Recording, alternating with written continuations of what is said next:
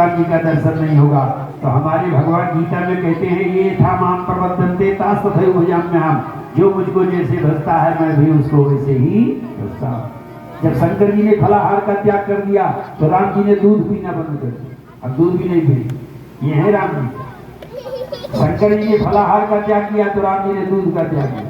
कौशल्या जी को चिंता हुई, कौशल्या जी ने वशिष्ठ जी को बुलाया, गुरु जी दूध नहीं पी रहा है बालक। राम जी को गोदी में दिया, कौशल्या जी की गोदी में, कौशल्या जी की गोदी में राम जी ने वशिष्ठ की गोदी में दिया राम जी, और वशिष्ठ की गोदी में राम जी आए तो जोर से हंस दिए। अब कौशल्या जी जरा इधर उधर भरी तो भगवान रो दिए। तो कौशल्या जी के सामने रोते हैं और अकेले वशिष्ठ के सामने हंसते हैं। तो वशिष्ठ ने कहा राम कोई विशेष बात है क्या? तो राम जी ने कहा गुरु जी एक मामला उलझ गया है, आप समझा सुलझा सकते हो। बोले क्या?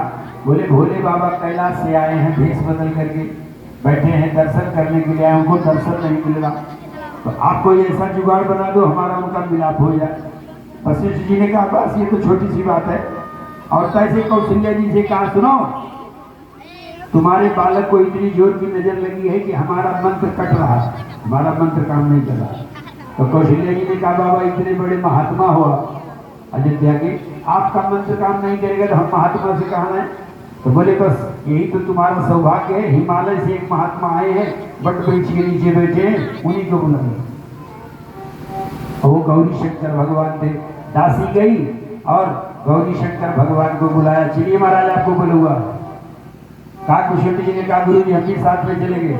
दासी ने कहा ना वहाँ भीड़ नहीं लगा ना महल में, आपको नहीं चलना है। कहा कुशल जी ने कहा गुरु जी अगर आप नहीं ले चलोगे तो मैं भी जोर जोर से चिल्ला दूंगा, शंकर भगवान है जोर से चिल्ला के आपका भेद खोल दूंगा मैं बताते हैं, या तो मुझे आप साथ ले चलो। तो शंकर भगवान ने कहा बेटा, दासी से कहा बेटा सुनो हमारी नजर से अब कम दिखाई पड़ता है, 90 साल की उम्र है, ये बालक हमारे साथ रहेगा, जब मैं घर में चलूंगा तो हस्तरेखा भी देख लूंगा बालक की हस्तरेखा दिखाई पड़ता है, नई आंख है इसकी, तो बालक को साथ में चलना चाहिए। तो दासी ने कहा चलो कोई बात नहीं एक बालक भी चल सकता है। तो कहा कुशल जी और शंकर भगवान आ रहे हैं और कौशल्या जी अपने आंगन को गाय के गोबर से लेकर